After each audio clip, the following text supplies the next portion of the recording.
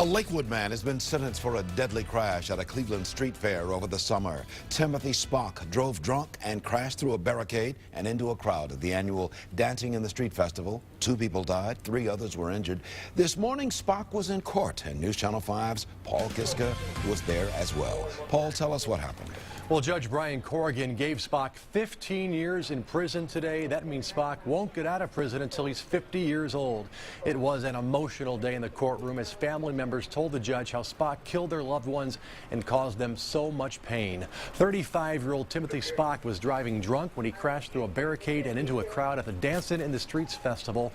He killed 27-year-old Mitchell Andelmo and 44-year-old Basil Bass and severely injured Constant Picorni, who also spoke in court today.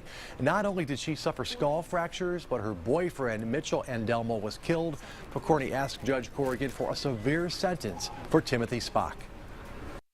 The main concern is that Timothy Spock took away Mitch from me, from Hank Andelmo, from everyone that loved him so much, because he was an amazing person.